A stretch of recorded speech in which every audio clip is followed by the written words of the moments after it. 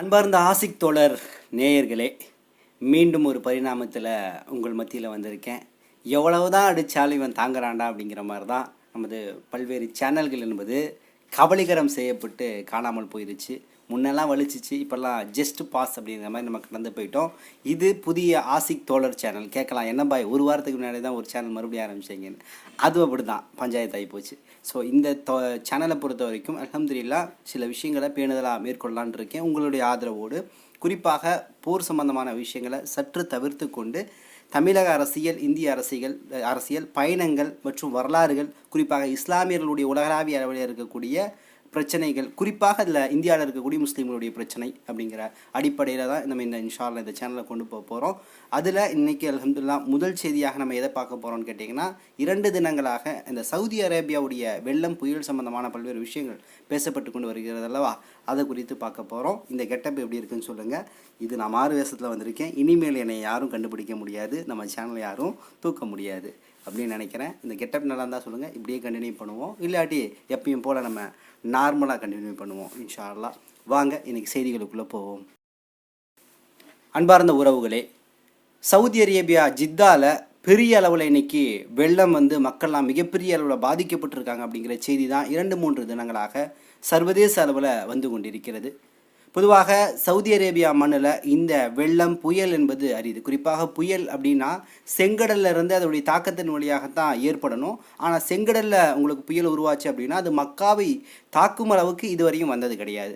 ஆனால் வெள்ளம் என்று மழை என்று பல்வேறு காலகட்டங்களில் அடிக்கடி நடந்திருக்கு. குறிப்பாக நபி ஸல்லல்லாஹு அலைஹி வஸல்லம் அவங்க பிறப்பதற்கு முன்னாடி அப்படின்னு சொல்லப்படுகிறது. சில இடங்களில் அவங்க நுபுவத் பெறுவதற்கு முன்னாடி 5 வருடங்கள் முன்னாடின்னு சொல்லப்படுகிறது.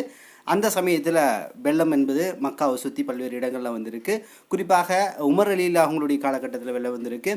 1941 தான் பெரிய வெள்ளம் என்பது ஏற்பட்டுச்சு. நீங்கள் கேள்விப்பட்டிருப்பீங்க, காபத்துல்லாவை சுற்றி தண்ணி என்பது அப்படி சூழ்ந்து நிற்கும். அப்படியே ஒரு பெரிய ஆற்று படுகை போல் அது அப்படியே நிற்கும், ஒரு குளம் போல் தேங்கி நிற்கும். அந்த அளவு பார்த்துருப்பீங்க.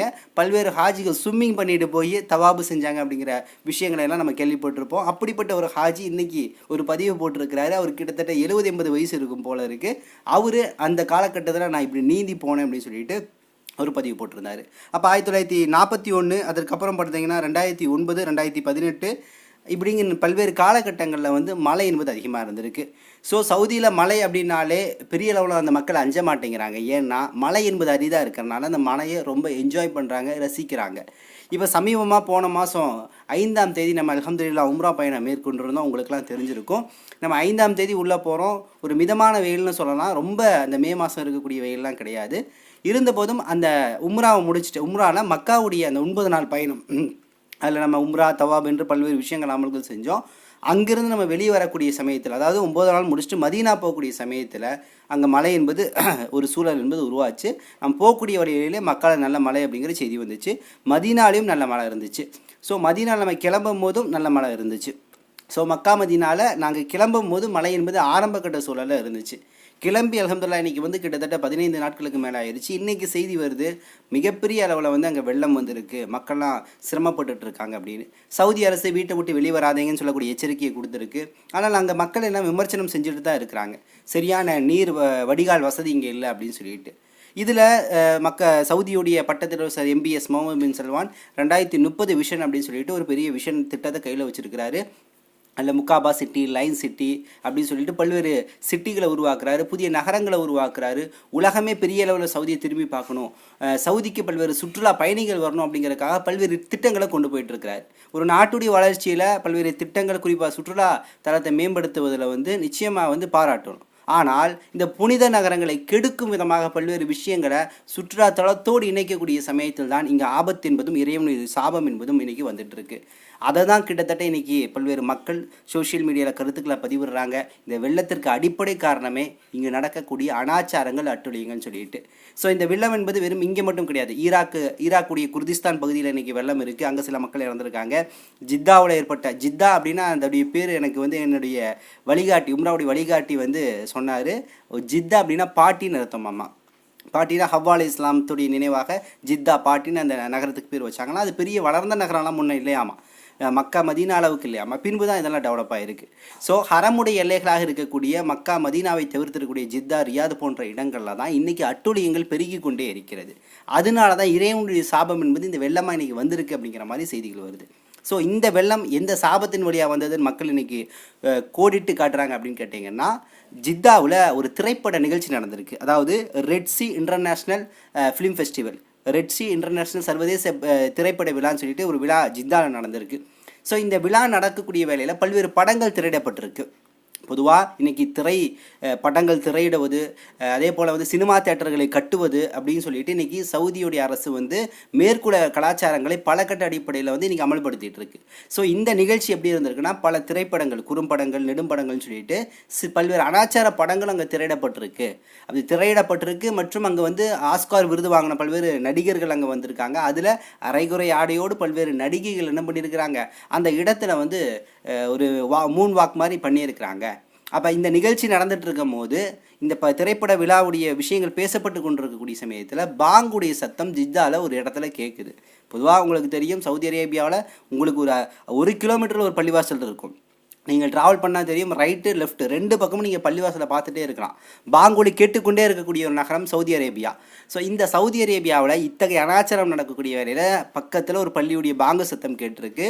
பாங்கு சத்தம் கொடுக்கப்பட்டும் அந்த நிகழ்ச்சி நிறுத்தப்படவில்லை, தொடர்ந்து பேசப்பட்டு கொண்டு இருக்கிறது. இங்கே இருக்கக்கூடிய திமுக அரசு கூட இன்றைக்கி என்ன பண்ணுது, அது வந்து விரும்பி பண்ணுதோ இல்லை அரசியல் லாபத்துக்காக பண்ணுதோ தெரியல. நேற்று எங்கள் ஊரில் ஒரு நிகழ்ச்சி நடந்துச்சு, நலத்திட்டங்களை வழங்கக்கூடிய நிகழ்ச்சி. அந்த நிகழ்ச்சியில் பேசக்கூடிய திமுக பிரமுகர் பாங்குடைய விவசாயி கேட்குது அப்படின்னு நிறுத்துறாரு தனது பேச்சை.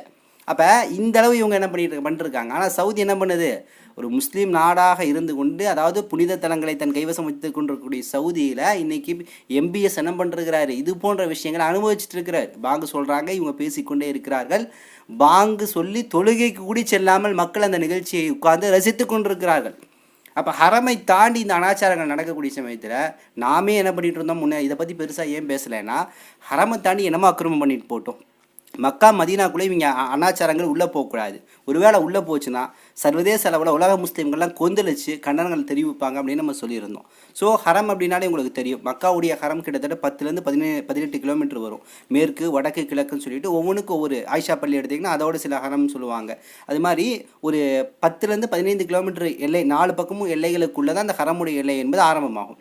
மதீனாவுக்கும் அதே போல் இந்த ஹரம் ஆர்ச் போட்டிருப்பாங்க, பார்த்துருப்பீங்க. மக்கா மதீனாவுக்கு ஹரம் ஆர்ச். இந்த ஹரம் எல்லை வந்துருச்சு பார்த்தீங்களா, இது வரையும் தான் என்ன பண்ண முடியும், தஜ்ஜால்னால் உள்ளே வர முடியும். ஹரம் எல்லைக்குள்ளே தஜ்ஜால்னால் வர முடியாது அப்படின்னு சொல்லக்கூடிய குறிப்புகள் சொல்லுவாங்க. நாங்கள் உம்ராவில் பயணிக்கக்கூடிய சமயத்தில் அந்த ஹரம் எல்லையை தாண்டி உயரமான மலைகளில் பல்வேறு ஹோட்டல்கள் இருந்துச்சு. அப்போ கூட வந்தவர் சொன்னார், பார்த்தீங்களா ஹரமை தாண்ட முன்னாடி அட்டுழியத்தை ஆரம்பிச்சிட்டாங்கன்னு சொல்லிட்டு. ஸோ சவுதி மண் அப்படின்னாலே அது புனித மண் தான். ஹரம், மக்கா, மதீனா என்ற இந்த 2 விஷயங்களை தாண்டி இருக்கக்கூடிய இடமும் ஒரு புனித இடங்கள் தான். அங்கு பல்வேறு நபிமார்கள் நடந்திருக்கக்கூடிய வாய்ப்புகள் இருக்குது, பயணித்திருக்கக்கூடிய வாய்ப்புகள் இருக்குது. ஸோ ஒட்டுமொத்தமாகத்தான் இறைவன் என்ன பண்ணுறான், இந்த புனித பூமி அப்படிங்கிறது அந்த எல்லை, ஹரம் எல்லைக்குள்ளே நடந்ததான் அனாச்சாரம், வெளியே நடந்தால் இறைவன் கண்டுக்க மாட்டான்லாம் கிடையாது. எங்கு நடந்தாலும் அது அனாச்சாரம் தான், இஸ்லாத்திற்கு எதிரான விஷயம்தான். அப்படிங்கிற அடிப்படையில் தான் இந்த வெள்ளம் என்பது இறைவனுடைய தண்டனையாக இருக்குது. இறைவனுடைய விதிகளை இவங்க மீறக்கூடிய சமயத்தில் நடந்திருக்கு அப்படின்னு சொல்லிட்டு இன்றைக்கி நெட்டிசன்கள் பல்வேறு கமெண்ட் போட்டிருக்கிறாங்க. மறுபக்கம் உங்களுக்கு தெரியும், இன்றைக்கி பீர் என்பது முஸ்லீம் மக்களே ரியாது போன்ற இடங்களில் ஆல்கஹால் இல்லாத பீருன்னு சொல்லிட்டு இன்றைக்கி கப்பில் பெருசாக வச்சு நுரதல்ல குடிச்சிட்டு இருக்கிறாங்க. இன்னொரு பக்கம் பார்த்திங்கன்னா டிப்ளமெட், ராஜாங்க ரீதியான உறவுகள் இருக்கக்கூடிய மேற்குலகத்தை சார்ந்தவர்கள், அமெரிக்கா மற்றும் பல்வேறு நாட்டை சார்ந்தவர்கள் ரியாதுக்கு வந்தாங்க அப்படின்னா அவங்களுக்கு தனி பப்பு என்பது இருக்குது, அதாவது மதுபான ஆலையே அங்கே இருக்குது அப்படிங்கிற விஷயங்களும் உங்களுக்கு தெரியும். ஸோ இது எல்லாமே என்ன பண்ணுறாங்கன்னா, சவுதி குறிப்பாக எம்பிஎஸ் தன் ஆட்சிக்கு வந்த பின்னாடி பல்வேறு விஷயங்களை நவீனம் என்ற பெயரில் இந்த இறையில்லத்தை மாசுபடுத்தக்கூடிய வேலையை செஞ்சுட்டு போயிட்டுருக்காங்க. இன்னும் பல்வேறு டெவலப் பண்ணுறாங்க. இப்போ வந்து கலீல் அல் இப்ராஹிம் ரோட்டில் தான் அதிகமாக தமிழர்கள், இன்னும் பாகிஸ்தான், இந்தியாவில் வரக்கூடியவர்கள் தங்குவாங்க. இப்போ அங்கே பார்த்தீங்கன்னா பல்வேறு கட்டிடங்கள்லாம் இடிக்கிறாங்க, அதாவது ஹோட்டலெலாம் இடித்து அந்த வழிபாதையை அகலப்படுத்துகிறாங்க. ஸோ இது ஆரோக்கியமான விஷயம். அப்போ சில நல்ல விஷயங்களை செய்கிறாங்க, ஆனால் பல்வேறு ஆபத்தான பாதகமான விஷயங்களை செய்கிறாங்க. ஸோ இந்த வடிகால் நீர் வசதி இருக்குல்ல, இதை இம்ப்ளிமெண்ட் பண்ணுறதுக்கு இப்போ ஒரு திட்டங்கள் வச்சுருக்காங்களாமா. என்னன்னா ஸ்லாப் டைப்பில் தான் இனிமேல் அந்த பில்டிங்லாம் இடிச்சிட்டாங்கன்னா ஸ்லாப் டைப்பில் தான் அங்கே இருக்கக்கூடிய வீடுகள், ஹோட்டல்களில் இருக்கும். அதாவது தண்ணி நீட்டாக கீழே இறங்குற மாதிரி தான் இருக்கும் அப்படிங்கிற மாதிரி திட்டங்களை வச்சுருக்கோம். ஏன்னா 2030க்குள்ளே நாங்கள் அச்சீவ் பண்ணணும், 4 வருஷம் தான் இருக்குது. உலகமே திரும்பி பார்க்கக்கூடிய அளவுக்கு சவுதி மாறணும் அப்படிங்கிறது அவங்களுடைய திட்டங்களில் ஒன்றாக இருக்குது. அதில் பல்வேறு விஷயங்களை புதுசாக கொண்டு வந்துருக்காங்க. சமீபமாக பார்த்துருப்பீங்க கூல் ஹெராம் சொல்லிட்டு எஹ்ராம் இருக்குல்ல, எஹ்ராமில் கூல் எஹ்ராம் சொல்லிட்டு ஒரு விஷயத்தை கொண்டு வரோம்னு சொல்லியிருக்காங்க. இன்னொரு விஷயம் செஞ்சுருக்காங்க இன்றைக்கி. இது வந்து ஹஜ்ஜு வரக்கூடிய ஹஜ்ஜில் இது வந்து அமல்படுத்தப்படுது.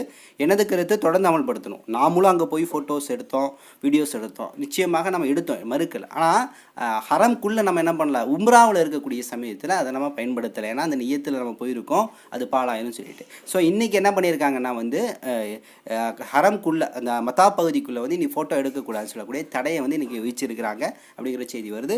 இன்னொரு பக்கம் ஒரு முக்கியமான மகிழ்ச்சியான செய்தி ஒன்று வந்துருச்சு. ஒரு நாசா விஞ்ஞானி, இவருடைய பேர் பார்த்திங்கன்னா டான் பெட்டிட் என்று சொல்லக்கூடிய நபர். இவர் என்ன பண்ணியிருக்காருன்னா விண்வெளியில் 400 கிலோமீட்டருக்கு மேலே விண்வெளியோட சுற்றுப்பாதையிலிருந்து புகைப்படம் எடுத்திருக்கிறாரு.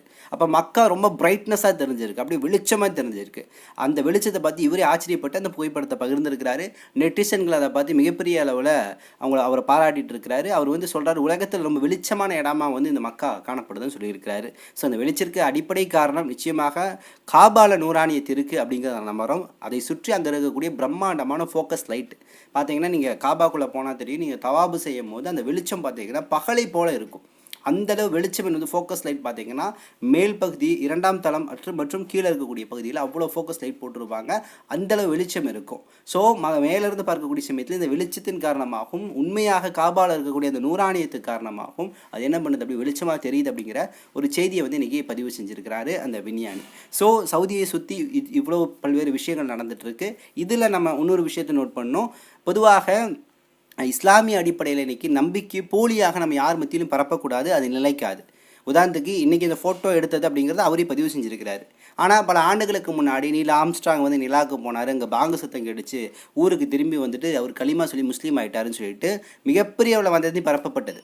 இன்றைக்கி சோஷியல் மீடியாவில் ஏஐ வந்த பின்னாடி காபா மேலே வந்து ஒரு புறா உட்கார்ற மாதிரி இது மாதிரி பல விஷயங்களை என்ன பண்ணுறாங்க, காபாவில் வந்து முதியவர்கள் எல்லாத்தையும் அழைச்சிட்டு போகிறாங்க. உண்மைதான். ஆனால் இவங்க ஏஐயில் கிரியேட் பண்ணி தாய் தாப்பட ரெண்டையும் ஒரே சொல்கிற வச்சு கூப்பிட்டு போன மாதிரி அப்படின்லாம் ஏஐயில் பரப்பிட்டு இருக்காங்க. உண்மையாக ஒரு தாயை வந்து இடுப்பில் வச்சு கூப்பிட்டு போன காட்சியை நானே பார்த்தேன், பல்வேறு நாட்டை சார்ந்தவர்கள். அப்போ ஏஐ வழியாக போலியான செய்தியை பரப்பி போலியான நம்பிக்கையை நீங்கள் வச்சிங்கன்னா அது இஸ்லாத்தை நீங்கள் வீழ்ச்சியடை செய்கிறீர்கள். இஸ்லாத்தை நீங்கள் என்ன பண்ணுறீங்க, மிகப்பெரிய அளவில் பொய்யான தகவலை கொண்டு இஸ்லாத்தை அழிக்க பார்க்கிறீர்கள் அப்படிங்கிறதான் பொருள். ஸோ ஏஐ வழியாக எதுவுமே நீங்கள் செய்யாத ரியாலிட்டியே நடந்துச்சா அதை மட்டுமே நீங்கள் பேசுங்க அப்படிங்கிறதான் எனது தாழ்மையான வேண்டுகோளாக காணப்படுது. இன்ஷா அல்லாஹ் இந்த மக்கா மதீனா என்ற 2 விஷயங்களை நம்ம வந்து கண்ணியப்படுத்தி பாதுகாக்கக்கூடிய இடத்துல நம்ம இருக்கோம். நிச்சயமாக இதற்கு எதிரான விஷயங்கள் நடந்துச்சுன்னா நம்ம குரல் கொடுக்கணும். இதில் இன்னொரு விஷயத்தை நான் சொல்லிடுறேன். உம்ரா நான் பயணிக்கக்கூடிய சமயத்தில் மக்காலேருந்து மதீனா போன பின்னாடி மதீனால் பல்வேறு இடங்கள்லாம் பார்த்துட்டு இருக்கும்போது கூட வந்த ஒரு நபர் சொன்னார், நீங்கள் யூடியூப் பண்ணிகிட்டு இருக்கீங்களா, பேசிகிட்டு இருக்கீங்களா, இங்கே ஒரு முக்கியமான முறை குறைக்கப்பட்டு அழிக்கப்பட்டிருக்கு, அந்த முறையை பற்றி தெரியுமான்னு கேட்டார். எனக்கு தெரியலன்னு சொன்னேன். அது என்ன முறை தெரியுமான்னு சொல்லிட்டு ஒரு முறையை சொன்னார், முத்தவா முறைன்னு சொல்லிட்டு. முத்தவா அப்படின்னா யாருன்னு கேட்டிங்கன்னா இவங்க தான் கிட்டத்தட்ட மக்களை நெறிப்படுத்தக்கூடியவர்களாக இருந்திருக்காங்க. முத்தவாக்கள் மக்கா மதீனா 2 பக்கமும் இருந்திருக்காங்க. இந்த முத்தவாக்களுடைய வேலை என்னென்னா பொதுவான இடங்களை வந்து கண்ணியப்படுத்தணும் மக்கள். அப்போ மக்கள் பொது இடங்களில் தேவையில்லாமல் பேசக்கூடாது, சண்டையிடக்கூடாது, ஒரு பொது இடத்துல நின்று தம் அடிக்கக்கூடாது, ஹராமான விஷயங்கள் செய்யக்கூடாது, பெண்கள்கிட்ட பேசக்கூடாது அப்படின்னு சொல்லிட்டு ஒழுக்க நெறிகளை கண்ணியத்தை மாண்பை பாதுகாக்கக்கூடிய இடத்துல இந்த முத்தவாக்கள் இருந்திருக்காங்க. 1 2 கிடையாது, பல முத்தவாக்கள் இருந்திருக்காங்க. இவங்களுக்கு மக்களை நெறிப்படுத்தக்கூடிய விஷயத்தை, அதாவது ஒரு இமாமை போல இருந்து அதுக்கு படிச்சிருப்பாங்க, மார்க் அடிப்படையில் விஷயங்களை தெரிஞ்சிருப்பாங்க, ஒரு இமாமாவே இருப்பாங்க. அப்போ இவங்களுடைய வேலை என்னென்னா ஸ்ட்ரீட்டில் நடந்து போயிட்டே இருப்பாங்க மதீனால மக்கால. மக்கள் இது போன்ற அனாச்சாரங்களை ஈடுபட்டு இருந்தாங்க, வந்து அமலை விட்டுட்டு வேறு வேலையை செஞ்சுட்டு இருந்தாங்க. ஸோ இன்னும் கூடுதலாக சொல்லணும், ஃபோட்டோலாம் எடுத்துகிட்டு இருக்கிறாங்க அப்படின்னா கூட என்ன பண்ணுவாங்க, இவங்களெல்லாம் வந்து அப்புறப்படுத்துவது மீன் இவங்களை நெறிப்படுத்துவாங்க. போய் தொழுங்க, வாங்க சொல்கிறாங்க, போய் தொழுங்க, போய் சஃபில் நில்லுங்கன்னு சொல்லிட்டு நேரடியாக மக்களோடு கனெக்ட் ஆகி அதிகாரத்தோடு அவங்களை நெறிப்படுத்தக்கூடிய இடத்துல இந்த முத்தவாக்கள் இருந்திருக்கிறாங்க. ஆனால் எம்பிஎஸ் என்னைக்கு பதவிக்கு வந்தாரோ இன்றைக்கி இந்த முத்தவாக்கள் முற்றுமுழுமாக அழிக்கப்பட்டு விட்டார்கள்.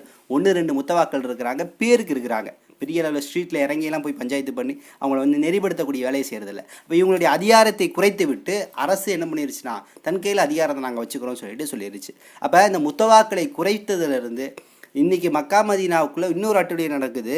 நிச்சயமாக நான் பார்த்தேன், மதீனாவில் அங்கே இருக்கக்கூடிய ஒரு சென்னை கிஃப்ட் ஷாப் என்று சொல்லக்கூடிய சென்னை கிஃப்ட் ஷாப்பில் நான் போயிருந்தேன், நண்பர்கள்ட்ட பேசிகிட்டு இருந்தேன். அவர் என்ற ஒரு விஷயத்தை பதிவு செஞ்சார்.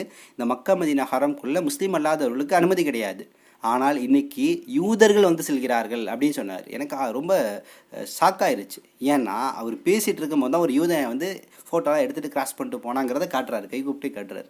அப்போ யோசிச்சு பாருங்களேன், சவுதி அரசு குறிப்பாக MBS முகமது பின் சல்மான் எந்த அளவு ஒரு அனாச்சாரத்தை இன்னைக்கு இந்த மக்கா மதீனா அப்படின்ற புனித நகரங்களுக்குள்ளே அனுபவிச்சிருக்கிறாரு. இன்னும் சொல்லணும்னா ரியாது, ஜித்தா, இன்னும் தமாம் போன்ற பல்வேறு இடங்களில் யூதர்களுக்கு பல்வேறு ஆலயம் கட்டும் அளவிற்கான அனுமதிகள் கூட இன்றைக்கி கிடைச்சிடும் போல. அந்தளவு யூதர்களுடைய ஆக்குபைடு என்பது, அதாவது அவங்களுடைய ராஜாங்க ரீதியான உறவு அடிப்படையில் இன்றைக்கி பல்வேறு இடங்களில் அவங்களும் தெரிந்து கொண்டிருக்கிறார்கள். அப்போ இன்றைக்கி யூதர்களுடைய ஆசை என்ன, குறிப்பாக ஜியோனிஸ்டுகளுடைய ஆசை என்ன, எங்களது அகண்ட பாரதம் இங்கே சொல்கிறாங்க அகண்ட த கிரேட்டர் இஸ்ரேல் எங்கே வரை இருக்கணும்னு கேட்டிங்கன்னா நிச்சயமாக அது மெக்கா வரையிலும் இருக்கணும், சவுதி வரையிலும் இருக்கணும்னு சொல்கிறான். ஸோ அதற்கு முன்னுதாரணமாக சில நபர்கள் என்ன பண்ணுறாங்க, அதாவது நார்மலைசேஷன் இயல்பு நிலை ஒப்பந்தம் ஆகலையாட்டியும் இவங்களுக்குள்ள ஒரு உறவு இருந்துகிட்டே இருக்குது அப்படிங்கிறது நிச்சயமாக இந்த புனித நகரங்களுக்கு ஒரு பெரிய ஆபத்து வந்திருக்கு அப்படிங்கிறதான் நம்மளால் பார்க்க. மேலும் இன்றைக்கி உம்ரா சென்றிருக்கக்கூடியவர்கள் கூட இந்த புயலால் வெள்ளத்தால் பெரிய அளவில் பாதிக்கப்பட்டிருக்காங்க அப்படிங்கிற செய்தி வருது. அல்ஹம்துலில்லாஹ் அவர்கள் நலமேனும் அங்கே இருக்கணும். சவுதி அரசு அவர்களை சரியான முறையில் பாதுகாத்து அவர்களுடைய உம்ரா பயணத்தை நல்லபடியாக முடித்து அவர்களை தாயகம் தாட்ட வேண்டும் என்று அனுப்ப வேண்டும் என்று நம்ம அதிகம் துவா செய்து கொள்வோம். ஸோ இன்னும் சில தகவல்களை திரட்டி கொண்டு இன்ஷா அல்லாஹ் விரைவில் வந்து சந்திக்கின்றேன். தொடர்ந்து நமது ஆசிக் தோழர் என்று சொல்லக்கூடிய இந்த சேனலோடு இணைந்திருங்கள், அதிகமாக ஷேர் செய்யுங்க. அஸ்ஸலாமு அலைக்கும் வரஹ்மத்துல்லாஹி வபரகாத்துஹு.